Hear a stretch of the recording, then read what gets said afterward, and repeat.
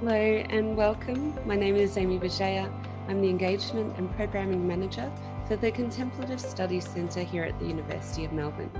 We are delighted to be joining World Happiness Fest to discuss all things mindfulness, technology and learning. I would like to start by acknowledging the traditional owners of this beautiful land on which I live, the Wurundjeri people of the Kulin Nation, and I pay my respect to elders past and present. I would also like to acknowledge First Nations people here today and their ancestors and all of our ancestors from all over the world. Today, I'm pleased to speak with the Director of the Contemplative Studies Centre, Associate Professor Nicholas Van Dam. Nicholas is a highly regarded global leader in contemplative research and practice, and his vision for the Contemplative Studies Centre is one of inclusivity, authenticity, integrity and excellence. Welcome, Nicholas. Thank you. Mindfulness is such a booming trend and industry. We see it mentioned everywhere. But what is mindfulness, and is it different to meditation? Yeah, so this is an interesting question that I get asked a lot. And mindfulness is a term people are probably most familiar with as the definition that Jon Kabat-Zinn has given, which is paying attention in a particular way, and that's on purpose in the present moment and non-judgmentally. So that's what most people think of when they think of mindfulness, is that particular idea. And as a result, a lot of people connect it with this idea of, well, it's just paying attention. And it's very simple. You know, everybody should be able to do that. In contrast, when we think about meditation, it's a broad set of practices. So meditation actually is a set of ideas or a set of things that you do where you set aside time in your day to intentionally engage with or focus on something. So it may be, many people think of monks sitting cross-legged, in beautiful settings, focusing on their breath, or, they think of monks sort of chanting mantras. And certainly those are types of meditation, but there are many, many types of meditation. So the main sort of thing around meditation is that it's a practice that you're doing where you're sort of intentionally directing your focus towards something. It could be internal, could be the breath, the heartbeat, an idea, it could be a mantra or something you're generating, or it could be something external. So it could be a flame or something you're looking at. Now, mindfulness meditation is a particular type of meditation. So this idea of mindfulness meditation is that you're engaging in the meditation frame, right? You're engaging with this particular focus in a way that is mindful. So you are really focusing on your experience in the here and now, and you're trying to engage it similar to that Kabat-Zinn definition with those particular attitudes. So you're trying to be focused on the present. You're trying to kind of be non-judgmental. That doesn't mean, you accept everything or you're okay with everything. It means that you just try to recognize that things are kind of happening as they are and they won't last forever. So that's a little bit about the difference. I mean, it's a lot more complicated than that. But hopefully that gives some sense of sort of this distinction of mindfulness and meditation. Now, one thing I think that's important to note is that, as I've already alluded to, the movement sort of to make mindfulness more and more accessible and more popular has kind of resulted in increased focus on that basic attentional component. So when you hear that original definition, and as I sort of alluded to, this idea of, oh, it's just about paying attention, or it's just about being present, like that's really simple. And Kabat-Zinn sort of often quips that mindfulness is simple but not easy. So it's this idea that it's a really simple idea, but actually it's quite difficult to actually implement. And that's even more true when you think about meditation practices. The bigger concern, though, is that when you start to reduce mindfulness to attention, when you start to think about this is just about your focus, it actually loses a lot of the context in which mindfulness was originally prescribed or how it was originally used. So in the Buddhist context, mindfulness was one part of a much broader set of ideas and practices. So mindfulness traditionally was connected with ideas about remembering or recalling your commitment to being in the moment, remembering or recalling your intention to live your life in a certain way, trying to make the world a better place, trying to not harm others, and many other sort of principles and ideas. So historically, there was all this other stuff that you were doing alongside mindfulness. It wasn't just this one thing.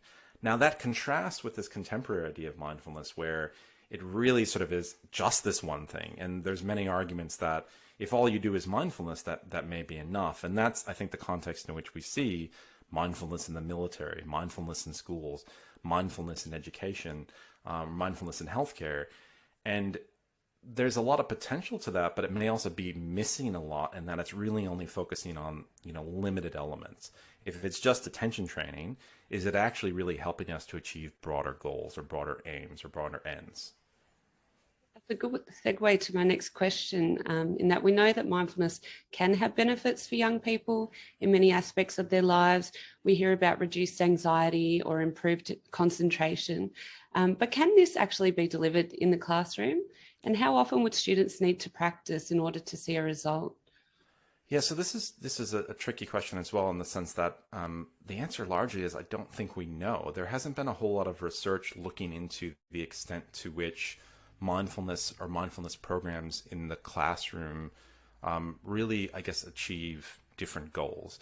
And the different goals element is really important, right? Because many schools or school districts may be implementing mindfulness because they want their students to have better grades or be less unhappy.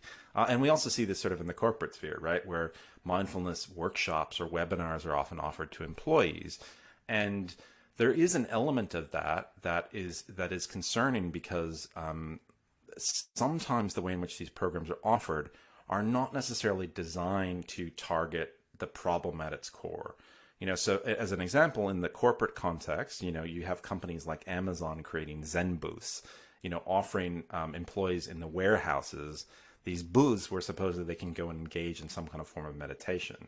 But that doesn't do anything to address the fact that these employees are really dissatisfied with their working conditions.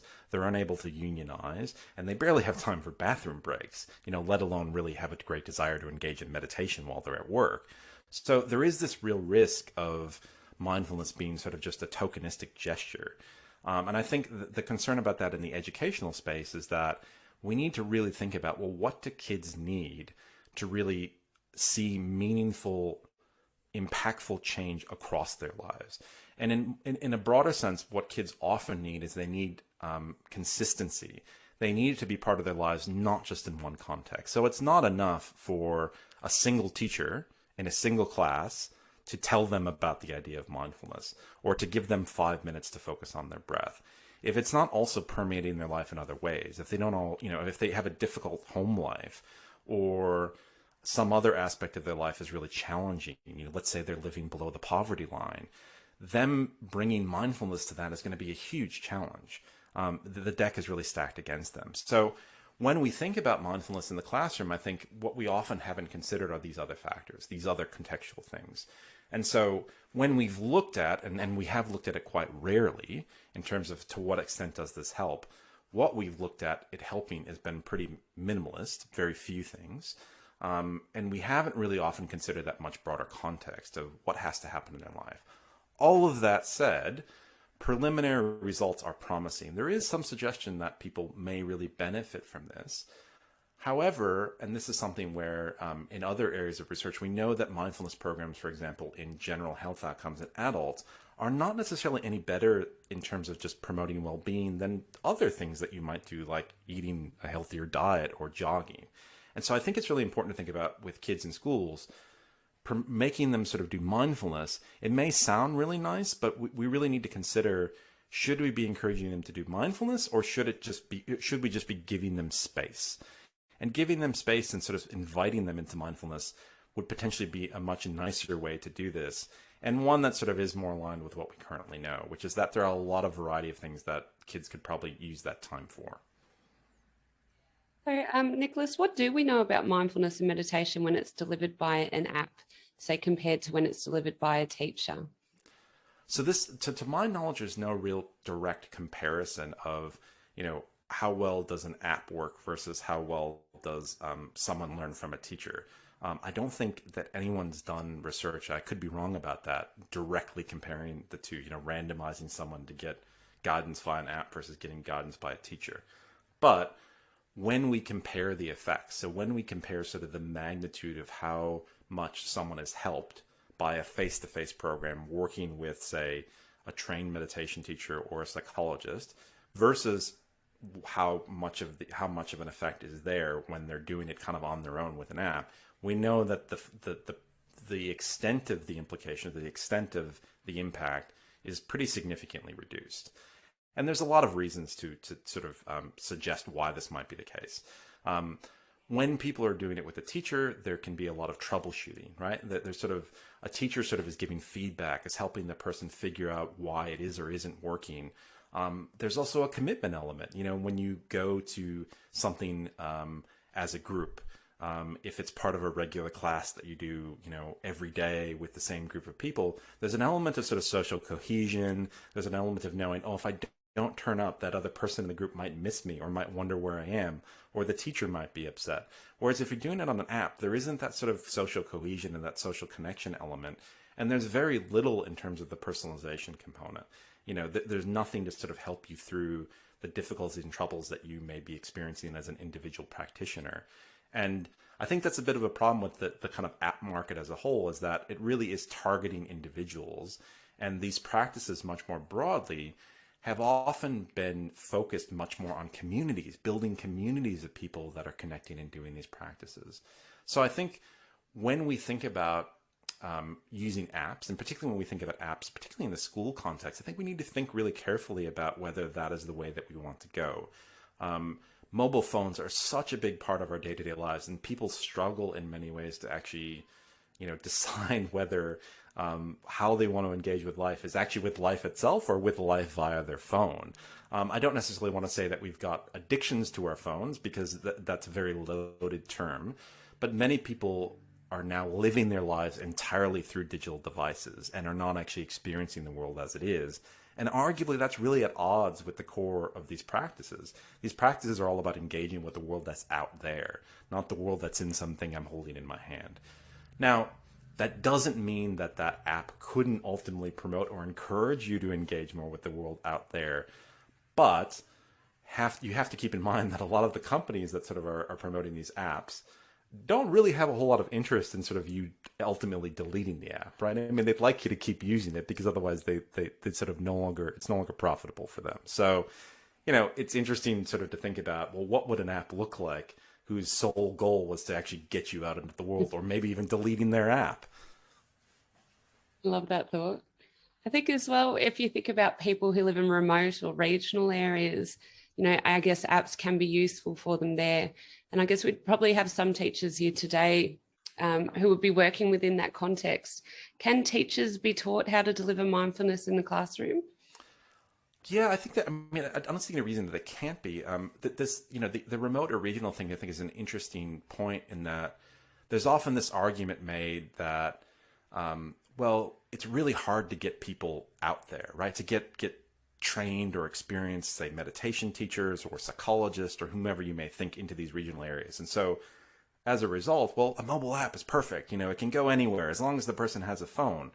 I guess the issue there is, well, who do we know is using the phone? I often have this thought of, and I don't look, it's just sort of my own thought. I'm not saying that anyone actually does this, but I often have this thought of, a stressed out teacher walking into the classroom, knowing they have to do a forced wellness activity, slapping their phone down on the table, pressing play on a meditation, and going outside for a cigarette. And I don't know that actually happens. It's just it's this sort of caricature for me of like where everything might go wrong.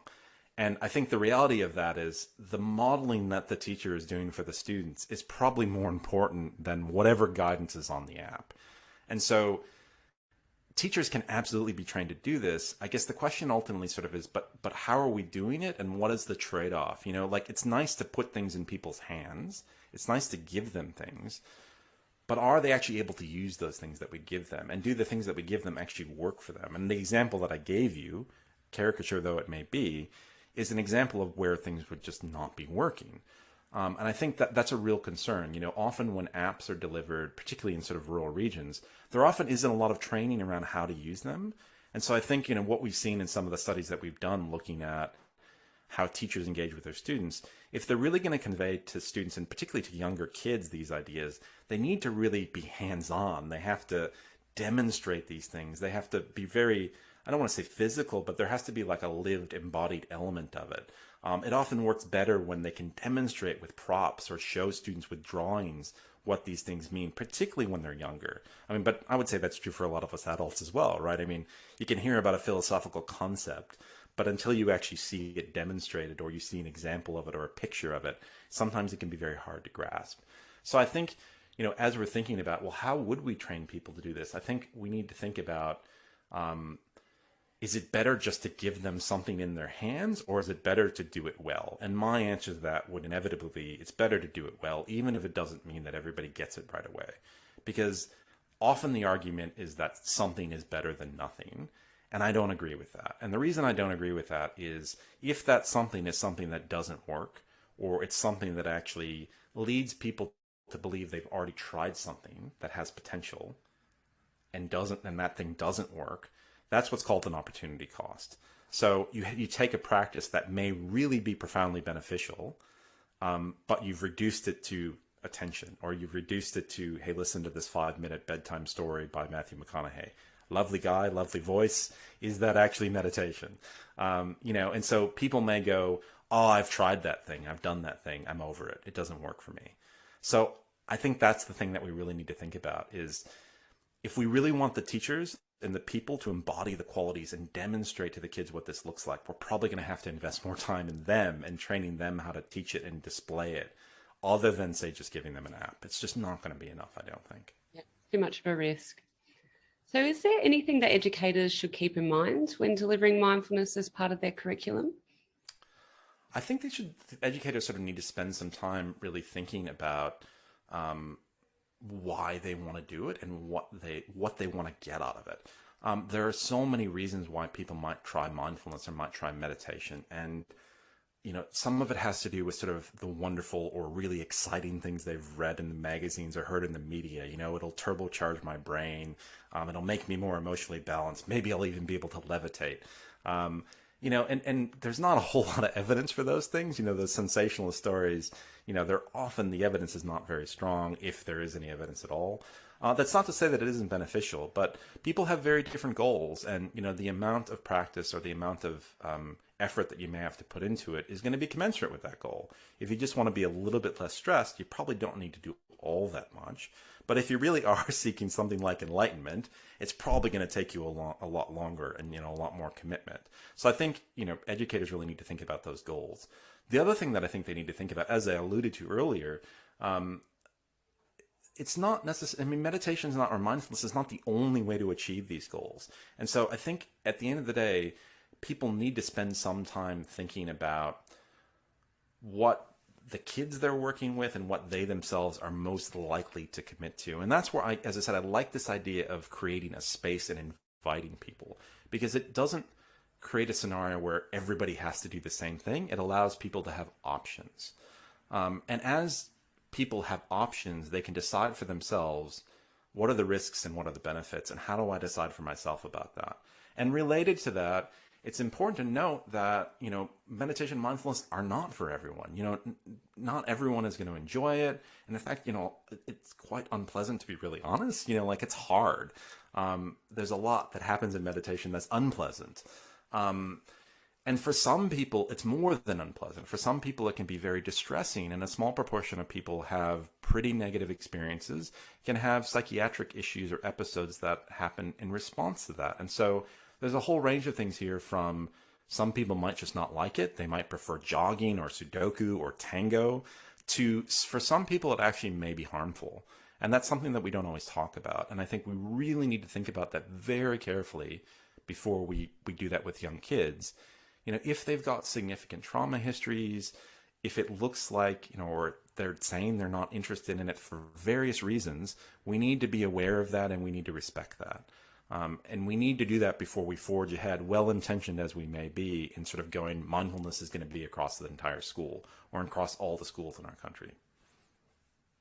Nicholas, so we know that you have a young son in primary school. What's been your experience has your son learnt any mindfulness in school, and what does that look like? Yeah, so my son is under strict instructions to tell me if anyone at his school says anything about mindfulness. And I'm a bit nervous about it, really. And my partner often sort of holds me back and says, you will not be that parent that goes storming into the school telling them your opinion.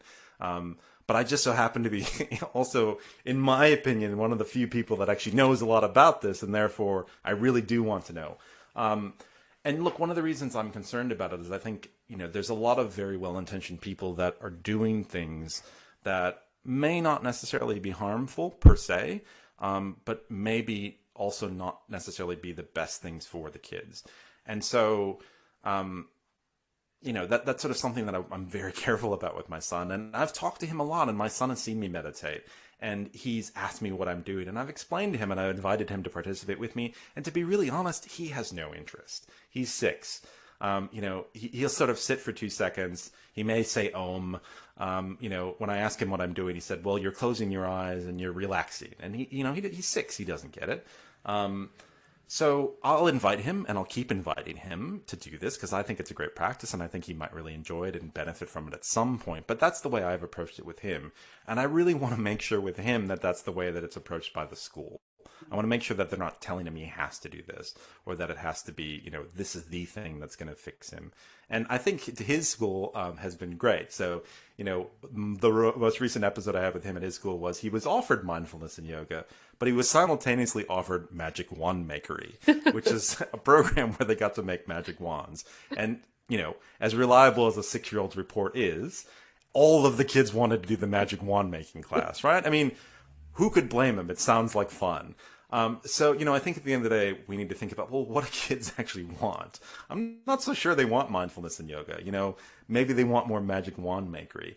Although the cool thing about that, and the cool thing I think with my son, is it does speak to this sense of like wonder and amazement in kids. And, there's this concept of like beginner's mind and curiosity that goes along with teachings of mindfulness and meditation. They have it in spades. So the question is not so much, how do we get them, to my mind, to do mindfulness? The question is, how do we get them to take these ideas that fit with mindfulness that they already have and apply them more broadly in their lives? So to my mind, if they want to do magic wand makery, cool, let them. Let them have fun, let them be kids. But we can keep inviting them to sort of participate in mindfulness meditation. If they want to, great. If they don't, that's fine too. And I think if we kind of approach it in that way, with that light attitude, and also if we sort of can find a way to demonstrate to them, and that's kind of my hope, is that if I demonstrate to him that it is useful for me, and he sees me doing it, and he sees that it makes a difference, maybe at some point he'll decide to do it. Now, if he doesn't, I don't care. I just want him to be happy and have a happy life. I don't think everyone has to do it, and I certainly don't think he has to do it.